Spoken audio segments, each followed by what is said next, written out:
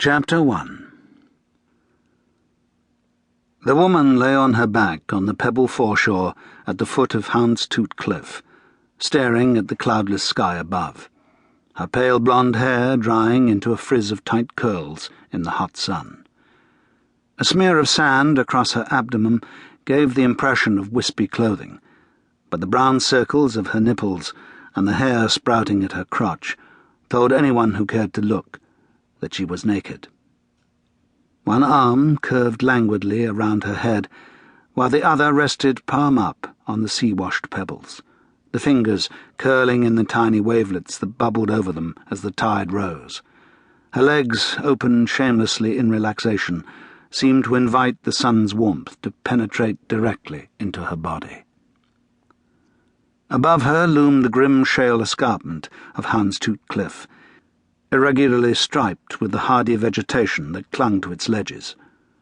So often shrouded in mist and rain during the autumn and winter, it looked benign in the brilliant summer sunlight.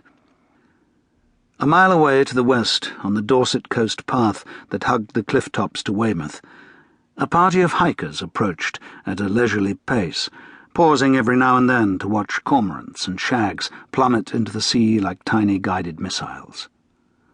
To the east, on the path to Swanage, a single male walker passed the Norman chapel on St. Alban's Head on his way to the rock-girt crucible of Chapman's Pool, whose clear blue waters made an attractive anchorage when the wind was light and offshore.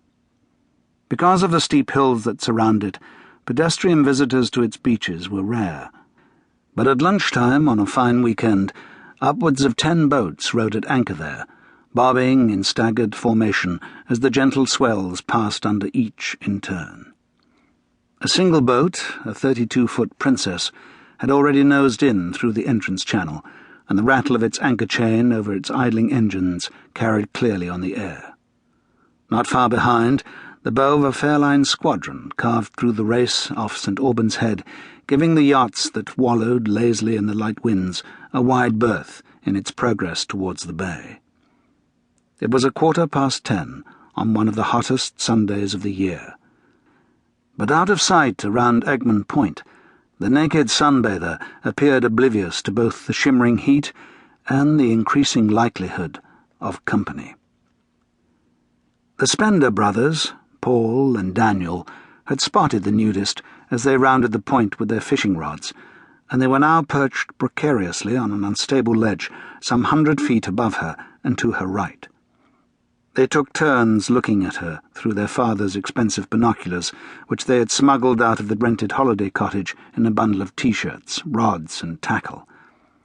It was the middle weekend of their 2 weeks' holiday, and as far as the elder brother was concerned, fishing had only ever been a pretext. This remote part of the Isle of Purbeck held little attraction for an awakening adolescent, having few inhabitants, fewer distractions, and no sandy beaches. His intention had always been to spy on the bikini-clad women draped over the expensive motor cruisers in Chapman's Pool. "Mum said we weren't to climb the cliffs because they're dangerous," whispered Danny, the virtuous 10-year-old, less interested than his brother in the sight of bare flesh.